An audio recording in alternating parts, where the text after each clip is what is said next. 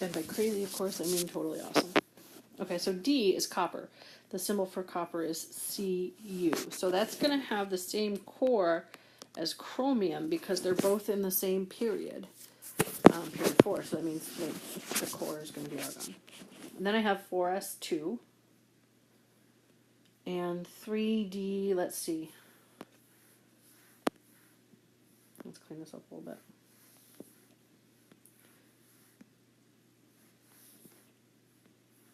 So 4s2, and then 3d, 1, 2, 3, 4, 5, 6, 7, 8, 9. So 3d9. Oh, but wait, so this was almost a full shell. A D shell has 10 electrons, so if I promote one of them from here to here, we get that full shell. That is also lower in energy than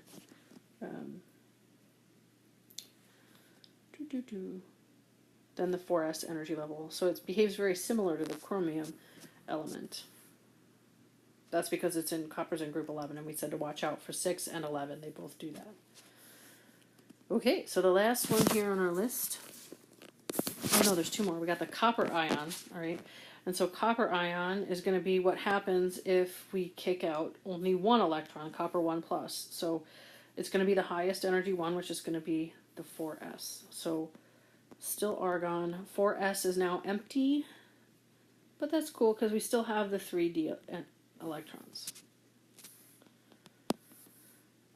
If I kick out another electron, 4s is empty, so I can't take it from there. It's going to come from there. So 3d9. Okay. For the next one, we're going to fill in the Aufbau diagrams. And I don't know where I got the image here, so let's see if I can dig it up. Found it. Okay, cool. So with these Aufbau diagrams, we always start at the bottom.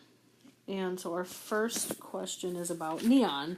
Mine printed kind of funny, so you might have to print a second page to do these diagrams. But so neon has an electronic structure. I'm going back to my periodic table here, where it is going to be 1s2, 2s2, and then 2p5, 6, 2p6. Okay, so 1s is full, 2s is full. That's what it means. 1s2, 2s2. I'll make my pencil smaller here. And then we said 2p6. Now neon is of course element number 10, which means it has 10 protons and 10 electrons.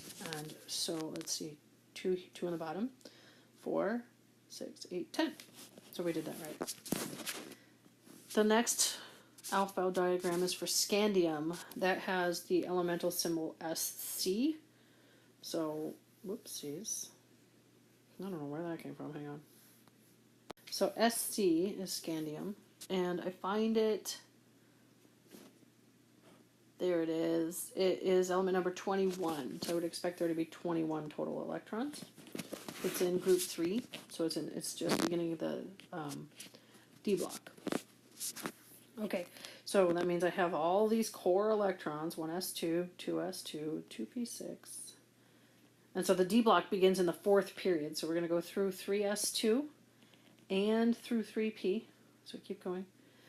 And we go through 4s2 because, of course, like if it's in the 4th period, that means we got to go through potassium and calcium to get to scandium. Okay, and so that means I got 1 electron left. Okay, so 4s2 and then 3d1 is my configuration here. I can put it in any of these boxes. It doesn't matter as long as it's in the 3d energy level. It doesn't matter what direction you point it either. So you can choose. Now you can imagine if this was going to ionize, it's probably capable of losing this electron and maybe even these ones. So I bet, I'm not going to look yet, but I bet it could be an Sc+1 and maybe it could be an Sc+3. I think if we look at the periodic table, I don't have my copy, but you can look at yours and see if I'm right. These are what we called core electrons. That's the, the argon core. So those don't react. Those are stable and stuck, and that's why noble gases don't react to things, because they're so stable that they don't have any electrons to move around. Finally, our last one is copper. So we did the electron configuration for copper a second ago. So we know that, so it's this one. It's going to be 4s1 3d10. So I'm going to draw that here. All right, so 1s2 is still there, 2s2, 2p6, 3s2.